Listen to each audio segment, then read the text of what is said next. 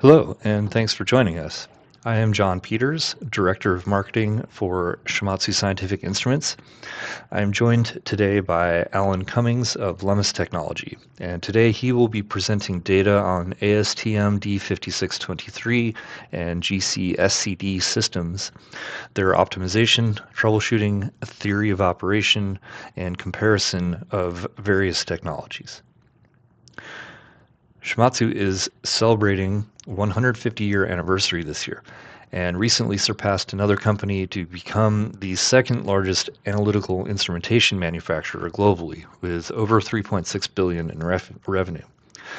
SSI is based in Columbia, Maryland and serves 10 regional offices in the United States with various sales and service channels throughout the Americas.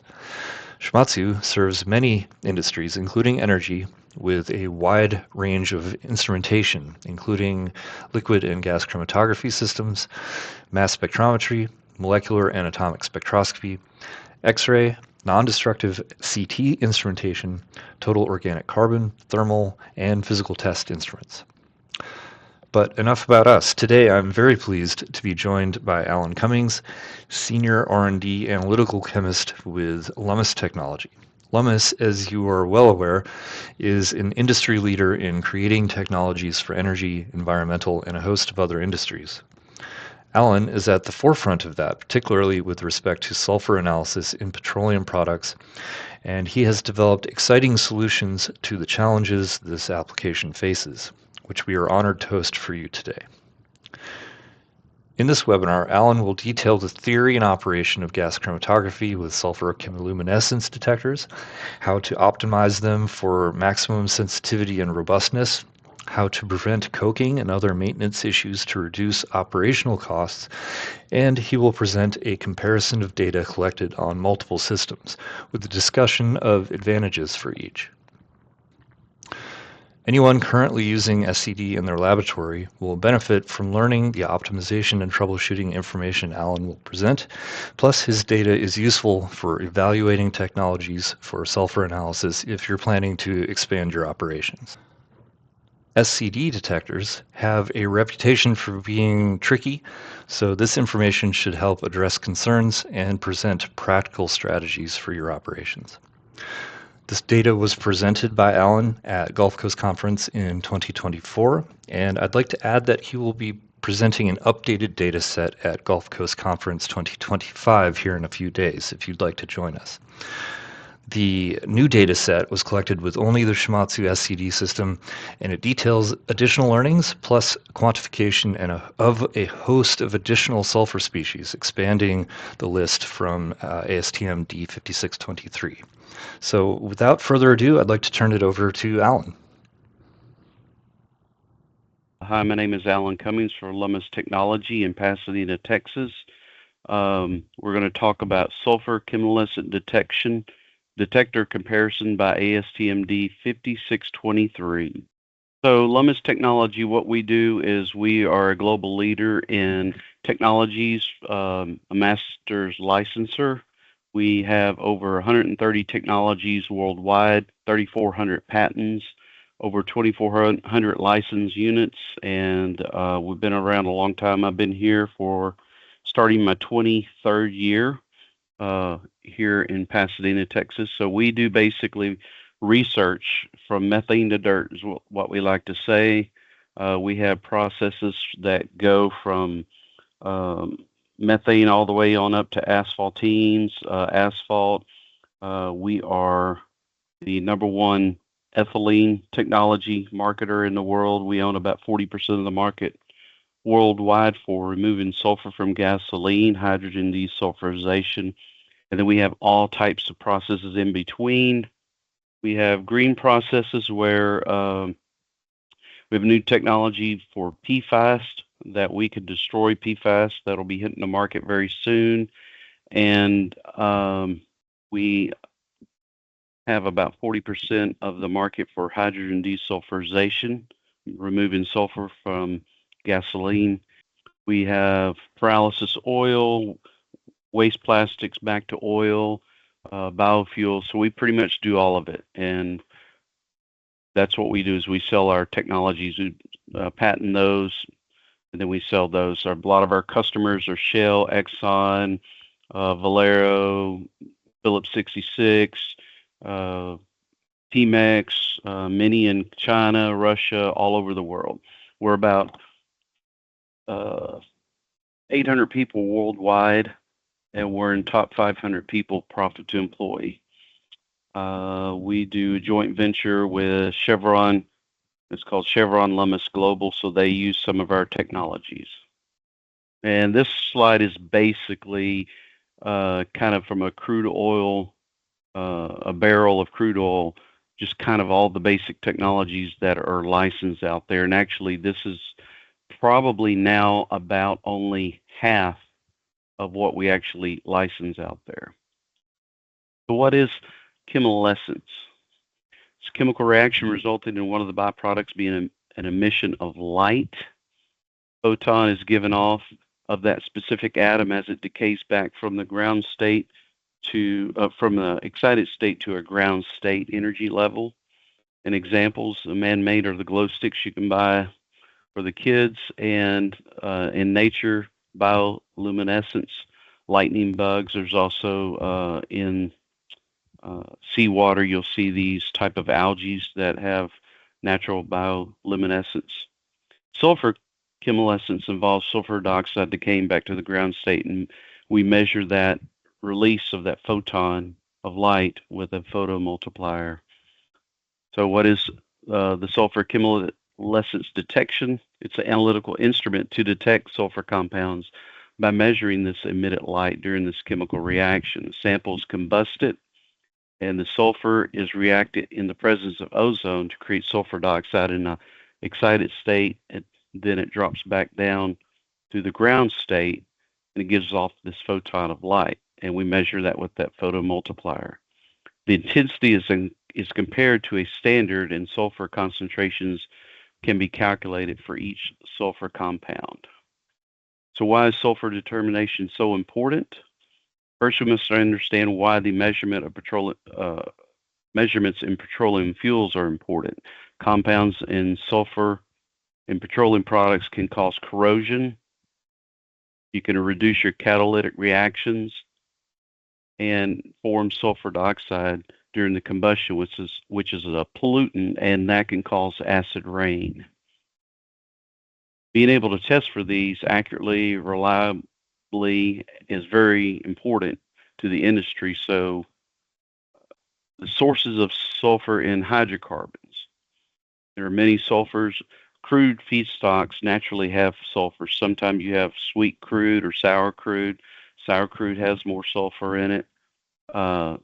Also, we use sulfur odorants to odorize natural gas, methane, ethane, propane, butanes. Typically, they use those are a mercaptan, like a butyl mercaptan, methyl mercaptan, ethyl mercaptans are used. These impurities can greatly affect the quality value of the product and the environment.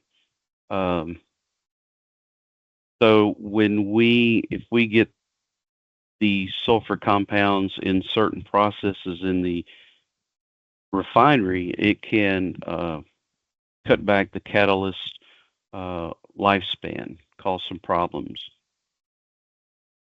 So how the instrument works, a sample is introduced into a gas chromatograph containing a capillary column. Individual sulfur compounds are separated based off their boiling points. And then each sulfur compound leaves the column and it enters a furnace that's approximately 900,000 degrees Celsius. And we have hydrogen and oxygen in that furnace. And then it leaves from that furnace. First reaction happens there, and then it goes to the reaction chamber, and that's where the ozone is introduced, and that's where the second reaction happens. So here's a little drawing of kind of the setup. You have your injector and your gas chromatograph, GC column stored inside, and your GC, you run a oven program so you can ramp it up slowly and help separate all your sulfur compounds. And right now here at Lummus, we have identified almost 50 sulfur compounds from H2S all the way to 3-methyl benzothiophene.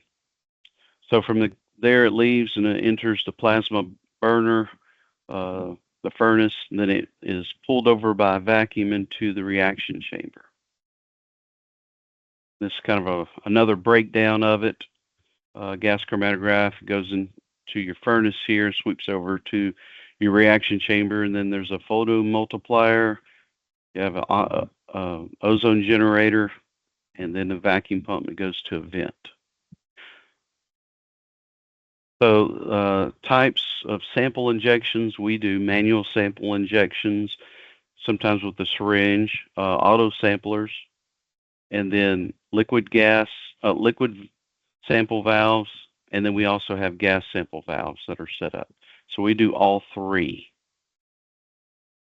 So the chemistry, what's going on, there are two reactions that take place in the furnace, or the first of two, and then is pulled along by the vacuum into the reaction chamber where the ozone is introduced. That's where it converts it to sulfur dioxide. When the photon of light is emitted, it is filtered through a wave-specific filter, and then it enters the photomultiplier tube, and then the signal sent to the detector. So a drawing here is you see this atom here. The electron goes to an excited state level. When it drops, that photon of light is emitted. So there's two theories that are out there. That both theories are two-stage reactions. The first reaction happens in the furnace in the presence of hydrogen and oxygen. The second happens in the reaction chamber in the presence of ozone under vacuum. So the first theory is sulfur compounds reacting with the oxygen and hydrogen in the furnace makes sulfur monoxide and water and other byproducts. And then that is carried along into the reaction chamber, and the sulfur monoxide is reacted with the ozone and makes sulfur dioxide in the excited state, and then it drops to ground state and a photon of light is emitted. That's the first theory. The second theory is the sulfur compounds in the presence of oxygen and hydrogen in the furnace reacts to make hydrogen sulfide and water and other byproducts. Then it's carried along into the reaction chamber. Hydrogen sulfide is then reacted with the ozone, makes sulfur dioxide in an excited state, and then it drops to ground state and gives a photon of light. So which reaction theory is taking place is very debatable. This has been debated even in court about 35 years ago. So you can kind of pick and choose what's happening, but we do know one thing. The end product is the sulfur dioxide in the excited state, which decays back to the ground state, and thus we can measure that photon of light. We have our own theories. I kind of tend to lean towards the second reaction, but both reactions could technically be happening in there, but we do know that sulfur dioxide is being made in the excited state. And that photon of light is directly proportional to the sulfur content of that sample. So manufacturers, you have Agilent, PAC, and Shimatsu. Here at Lummus, we have all of these. We go back to, we originally had the old Antec, I think 7090S, and then the Agilent 355, and then the Agilent 8355. Then we beta tested the PAC analytical control SENS, and then we started about 4 years ago. We got our first Shimatsu GC2030 SCD. So we have all of these. We run these 24/7. So first up, we'll talk about the Agilent 8355 SCD. We have using the 7890B on it. It has its dual plasma sulfur chemiluminescent detector. The response is linear and equimolar. And the inlet on all of ours, the inlets, the programs are all the same. So that way we can compare exactly with no variance of conditions. So it's a splitless mode. We're at 10-to-1 ratio. Um, we're injector temperature is 250, and we're using a liquid sample valve of 2 microliters. We're using Agilent DB1 sulfur 60 meter by 320 micrometers by 0.42 film column. We're at constant flow control oven program. We start at 40 degrees, hold for 10 minutes, then we ramp at 5 degrees per minute up to 250 and hold for 8 minutes. So each of our runs are 60 minutes long. For the SCD Agilent, it's a vertical furnace. The tubes are 6.5 inches long. Base temperature is 225. Burner temperature is 950. 30 for your upper hydrogen. So for Agilent, they run hydrogen from the top and the bottom of their in their furnace to try to create a dual plasma inside there. So the upper hydrogen is 38 mils a minute and the lower is 8 mils a minute. And then you have an oxidizer flow oxygen we feed in 50 mils per minute. And what this is supposed to do is to minimize coking. Your vacuum pump and pressure is under 400 for your burner, and reaction cell is typically under 25. Signal output is typically under 25. This is an example of their furnace assembly. You could see the upper hydrogen entering in the top, and at the bottom column flows coming through. And then we have the lower hydrogen and oxidizer entering in the bottom. One thing for all of these, all of our SCDs is we use hydrogen as a carrier gas. So the PAC Ensign SCD, we have it hooked up to an Agilent 7890. It's their SINS detector. The response is linear and equal molar. And for their conditions, we're again at the same conditions of splitless 10-to-1 ratio, 250 temp. We're also using the same exact column, the DB sulfur 60 meter, and the same oven parameters. And for their SCD, their orientation is also vertical, but it is basically twice the length. It's 12 inches than the Agilent 8355. Base temperature on this is starting at 350 instead of 250. Burner temperature and the bottom temperature of the burner are at the same temperature, 950. They don't use hydrogen in top and bottom. They use just one flow of hydrogen at 12 mils a minute, 30 mils per minute of oxidizer flow. And the furnace vacuum is typically under 300, and the detector is typically under 30 torr. The Shimadzu 2030 SCD, we're using the Nexus GC 2030, SCD 2030. Response is linear and equal molar. Conditions are the same here. Splitless 10-to-1 split ratio. Injector temperature 250. Using the exact same column of DB1 sulfur, 60 meters. We're still using a constant flow. Oven program is still the same at 40 degrees per minute. Hold for 10, ramp 5 degrees per minute to 250, hold 8, and 60 minutes final time. Configuration for the Shimadzu is horizontal versus vertical. The tube lengths are about 15 inches long, and that gives it more surface area. Base temperature is 225, burner is 950. We have our setup at hydrogen flow. They only use one hydrogen flow instead of two, and it's 150 mils per minute. We initially started out at 75 mils per minute, and realized that we needed to have a little bit more. So I worked with Jeff Warner, Shimatsu, and we basically set it up to 150 mils a minute, and that stabilized the heavier compounds. Oxidizer flows at 50 mils per minute. Ozone generators 33 mils per minute, and the burner pressure is under 400. Reaction cells typically under 25, and signal output is under 25. So here's a typical sulfur chromatogram. See all of these from ethane thiol all the way down the phenol sulfide, but we have a lot more. We have twice as many, if not more, identified now.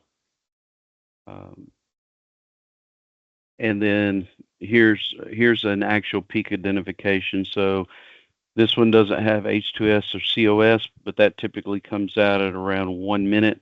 But then from methane thiol all the way to 3-methyl 3-methylbenzothiophene, and then we actually are now identifying more out to about 52 minutes. Here's a kind of a list of a lot of the compounds that we've identified, and this is about half the list now. So standard compounds and concentrations. So for this comparison, what I did was I took a 5-component standard made and tested at 5 milligrams per liter and 50 milligrams per liter, and it contained 1 propane thiol, 1 butane thiol, 2-methylthiophene diethyl disulfide, sec-butyl sulfide, and benzothiophene.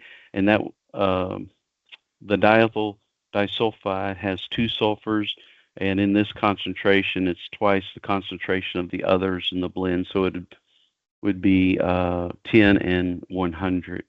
This was all made up in isooctane, and we used 0.5 microliters on this study for liquid sample valve.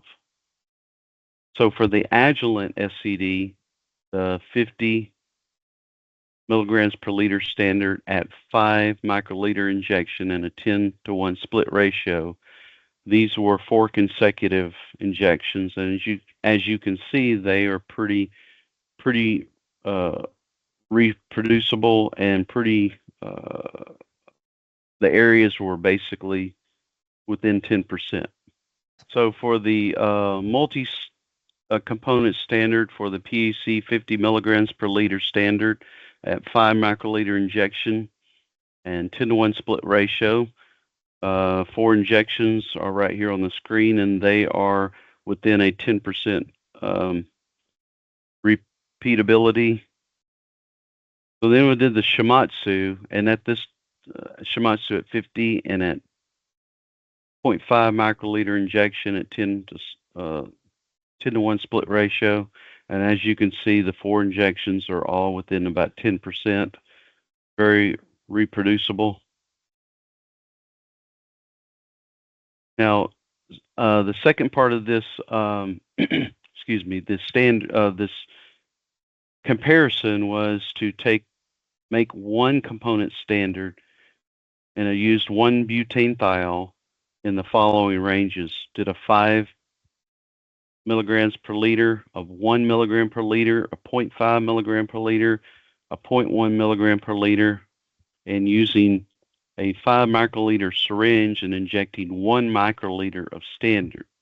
The reason why we increased up to 1 is because, as you will see, some of the detectors did not have good response on the low end with shooting 0.5 microliters or even 0.2. So the Agilent 8355, the 5 milligrams per liter 1 butane thiol standard. Here is the chromatogram, and as you can see, it's a real good response. This again was injecting 1 microliter 10 split. This is the 1 milligram per liter 1 butane thiol standard, using 1 microliter syringe at 10-to-1 split. So We can see the peak there, but you can see it's starting to get down to the noise of the detector. Then I tried a 0.5 milligrams per liter 1-butane-thiol standard, and you can barely see it. This is very questionable. Yes, we can see a peak, but to be able to report an accurate number, we would have to increase the volume that we're injecting. But for this study, we just did the 1 microliter. Now the PAC Incin SCD, 5 microliter, 5 milligram per liter of 1-butane-thiol standard, injected. So you can see the peak pretty good right here. That was 1 microliter at 10-to-1 split ratio for a 5 milligram per liter 1-butane-thiol standard. So then I took a 1 milligram per liter 1-butane-thiol standard, and you can barely see the peak. It's there. That's using 1 microliter syringe. And PAC in their software says you need to shoot up to 2.5 microliters. We typically never would shoot that much. We've always in 0.2 to 0.5 range, and we've always been able to adjust the flows to get the sensitivity that we need. So then I took for the PAC the 0.5 milligram per liter 1-butane-thiol standard, and you can barely see it. And this had to be injected. The first injection, you couldn't see it. I had to double it to 2 microliter syringe, 2 microliter to inject. So those are that one. Then I tried the 0.1 milligram per liter 1-butane-thiol standard, and I used 2.5 microliters as they state, and you cannot see any peaks there. So the Shimadzu SCD for the 5 milligrams per liter 1-butane-thiol standard, you can see it, and that is a beautiful, beautiful peak with excellent response. And this is 1 microliter at 10-to-1 split ratio. Next, I took a 1 milligram per liter 1-butane-thiol standard, and using 1 microliter at 10-to-1 split ratio, you can see a beautiful, beautiful peak, and the response on this side is very good. Then next was a 0.5 milligram per liter 1-butane-thiol standard, using 1 microliter 10-to-1 split ratio, and again you can see a beautiful, easy to detect peak, and the y-axis response is still very good. So then the 0.1 milligram per liter 1-butane-thiol standard, which is basically 100 ppb, again, you can definitely see the peak easily to determine, and your y-axis response is still very good, and that's using 1 microliter syringe at 10-to-1 split ratio.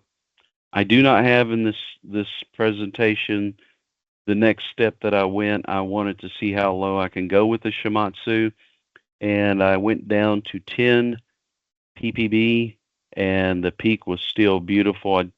But I didn't want to include it because I want to do a lot more studies on that on some ranges of standards. But we feel extremely confident that this instrument can see down to 10 ppb very easily. So pros and cons of the Agilent 8355 SCD. It's good for LPG light hydrocarbon samples and some intermediate gasoline fuels. Typically, we run all boiling ranges of fuels, some heavy hydrocarbons, some light.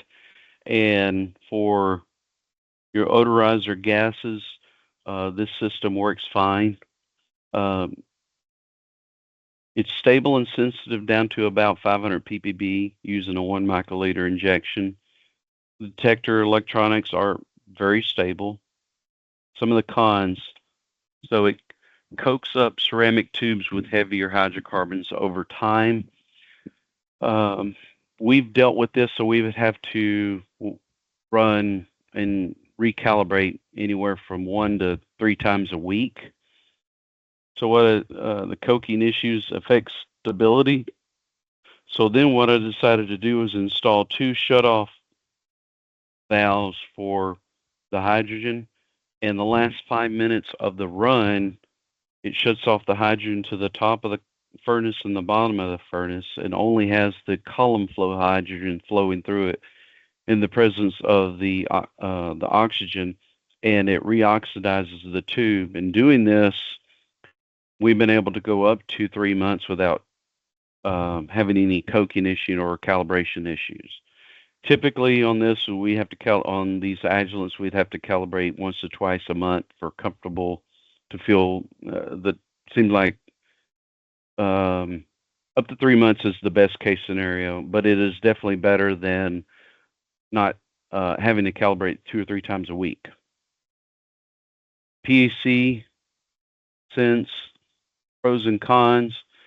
It seems to be good for all ranges. We have not seen any coking issues.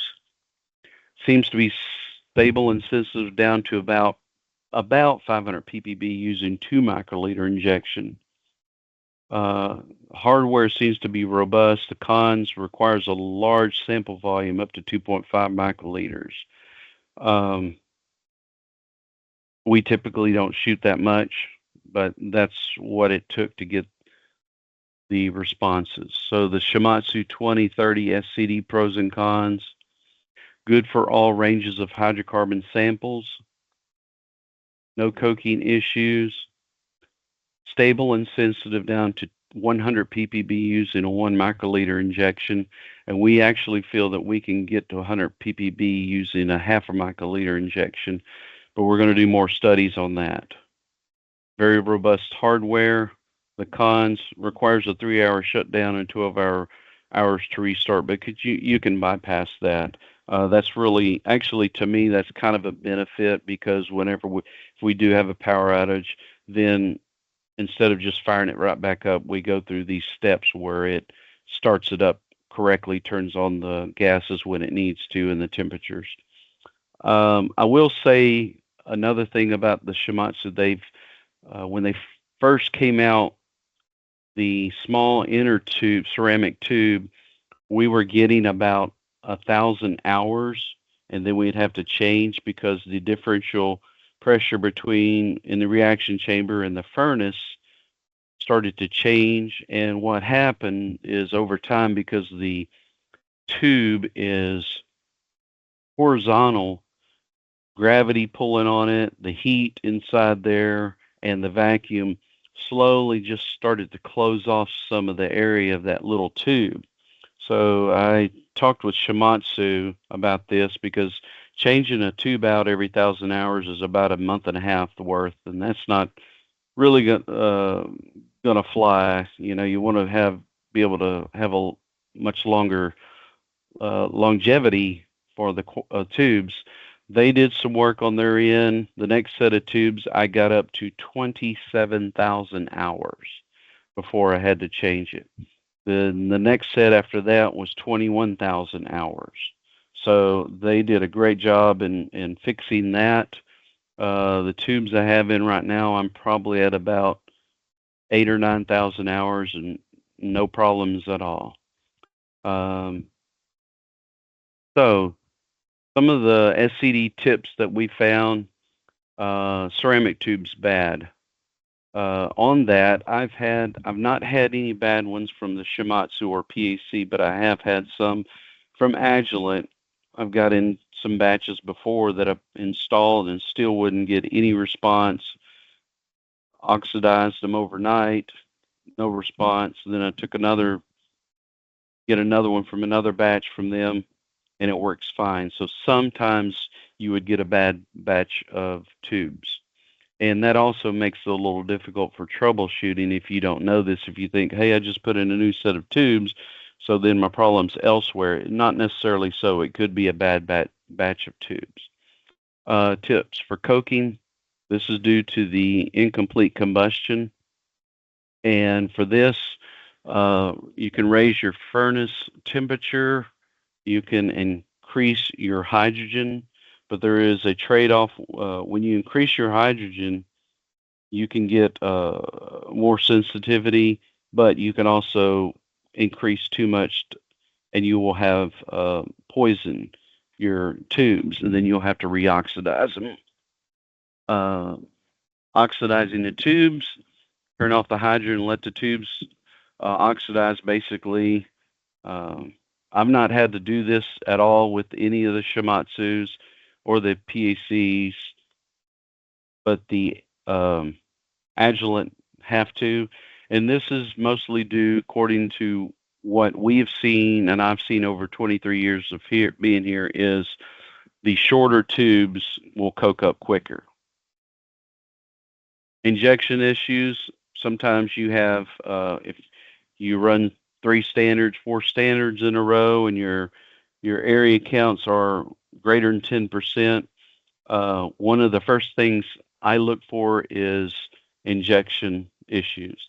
And typically, we will run most of our samples through liquid sample valves, and we have a sample loop. And if you get if you're using a zero 0.2 microliter liquid sample valve, and you get one little bitty tiny bubble in there, that could be 20% worth of volume.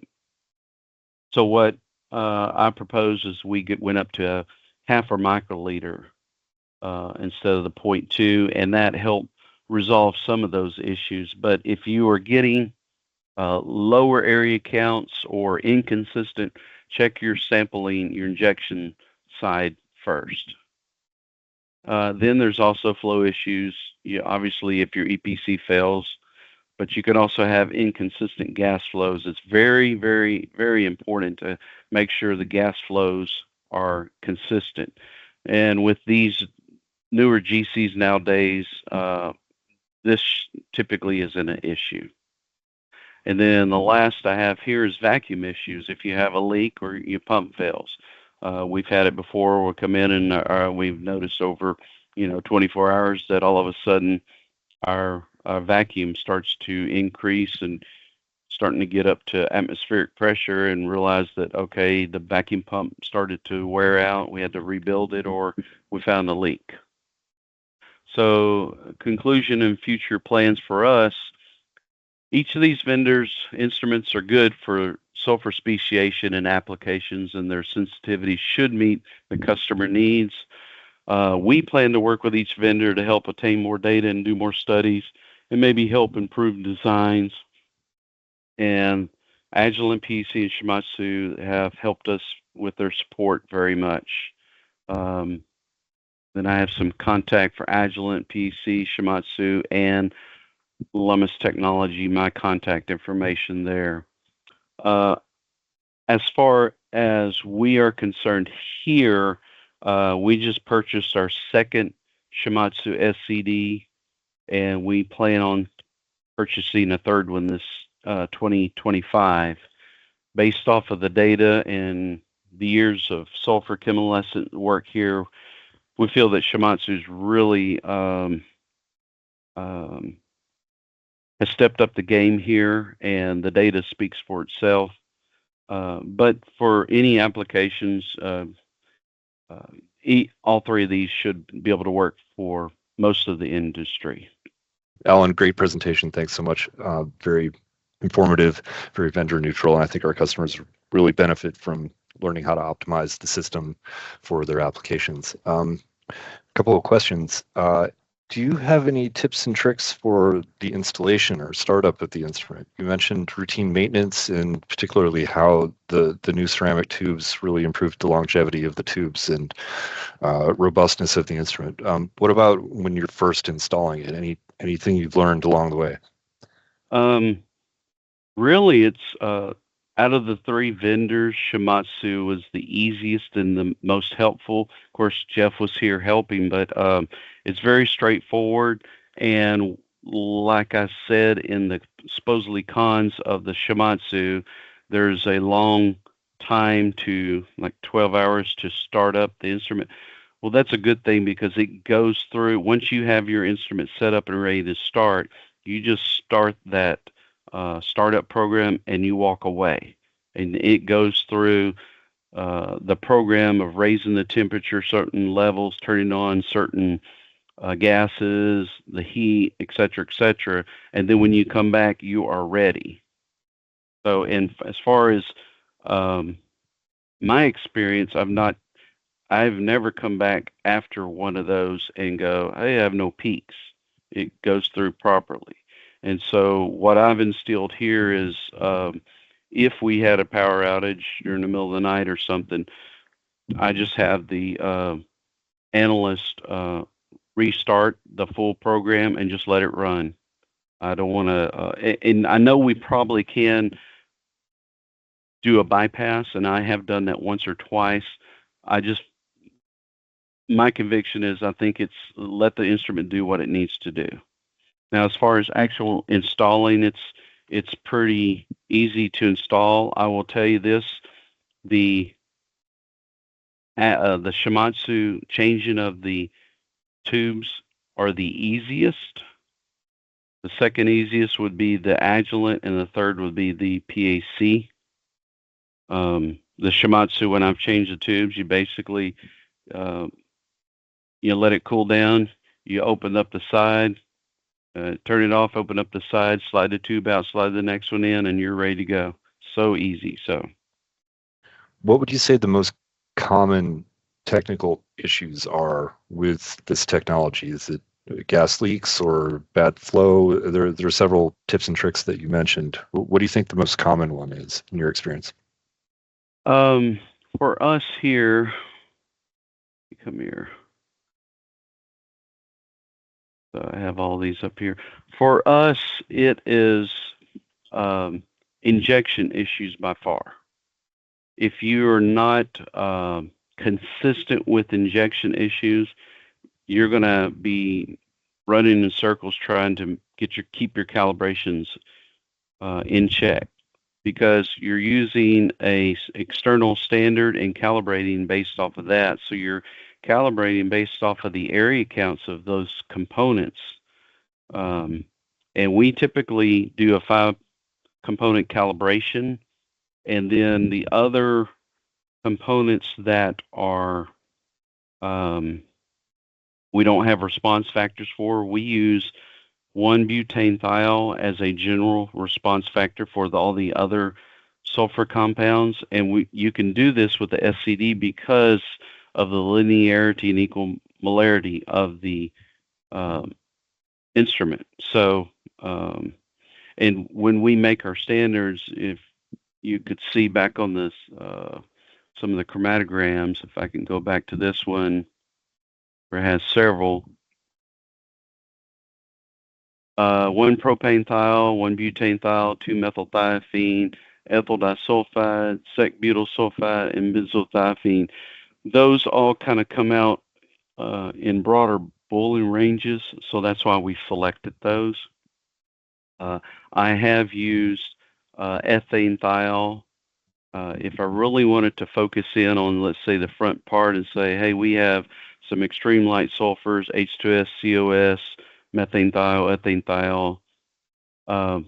Sometimes I've used that, but we have found that because it's equimolar and linear, that we can use 1-butane-thiol as a general response factor for all the unknown sulfur compounds. Now, back to the question, the injection issue, that's been the number one by far issue at our site is getting good injections. Part of that is technician consistency.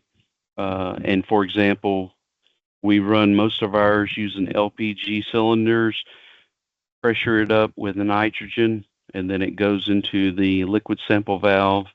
And then we have some block valves so we can lock it in. Well, sometimes when a technician runs a standard at night, they run it, they look at it, and they go, okay, it's 10.2% out. Let me run it again. Well, then they think that the cylinder sitting up there in the little sample loop has liquid in it, is ready to inject again. But what happens is when that liquid sample valve switches, it'll create a little gap space in there. And if you're shooting 0.2 microliters, that could be a huge difference. So then the second injection they do the area count could be up to 20, 30% lower. And so that's a teaching uh, issue more than a SCD issue. And that's what we had to do through the years, is basically come up with a good way to teach the analyst how to properly inject, what to look for. Outside of the injecting issues, I would say the second issues would be coking. And as far as the Shimatsu and the PEC, we've not had any coking issues. It's mostly been with the Agilent due to the small tubes. And installing the hydrogen shutoff valves on those has helped. But as the data shows in this presentation, we don't have any of those issues with the Shimatsu or the PEC. And then after that, as long as you have consistent gas flows to your lab, or you don't run out, if you're using a cylinder and it runs out, your EPCs are so good nowadays that it maintains good gas flows. So for us, it would be injection issues, and then number two, coking issues, which ties into you need to oxidize the tubes. Makes sense. And it also makes sense why you picked 1-butane-thiol as the single standard injection for the comparison study, because it represents a wide range of sulfur species, right? Right. And I'm actually going to be doing more of that study. We've finally got some more of the more hard to get sulfur compounds great. in, and so I'm going to be doing some spiking and retention time determination on those. And then what I want to do is actually make a few little standards and then go back and compare. So I want to have all of that data set up to where it's, we even have more confidence that, hey, yeah, you can just pick a peak and use that as your reference response factor.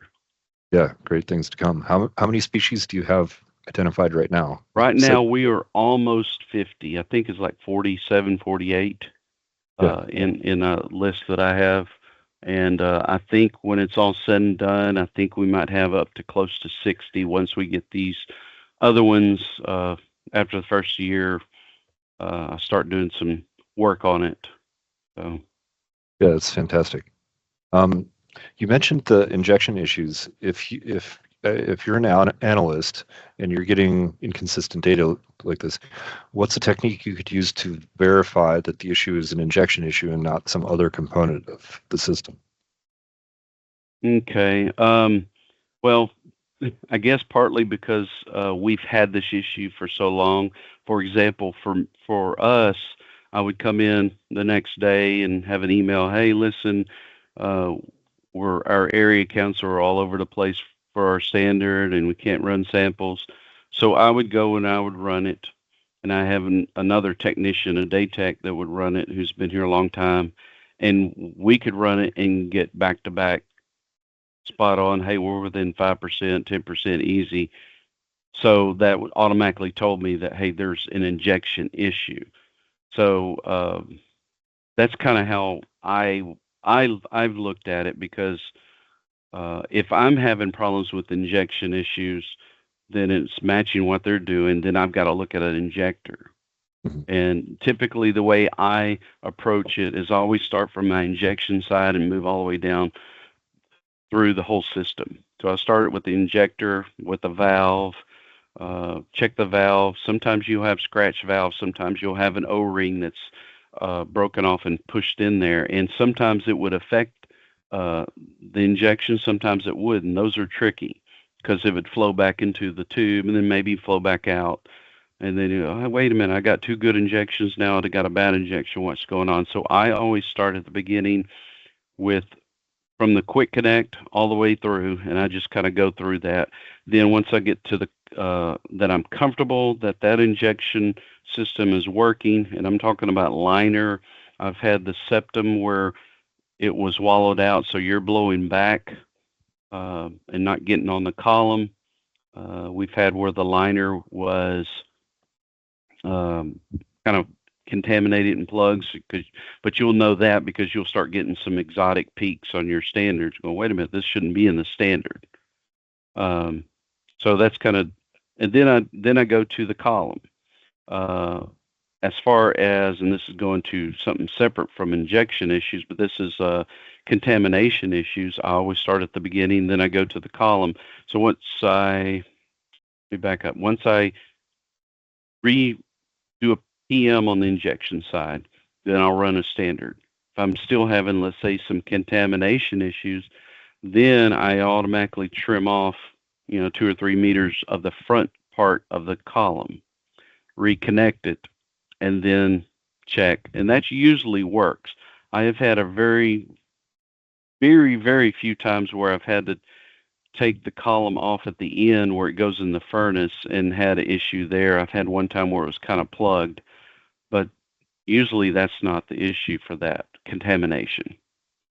So it's kind of two things in one there, but Makes sense. Very systematic approach. And starting off with a known skilled analyst to verify that it's actually a hardware issue and not a personnel issue, right. Training issue, right?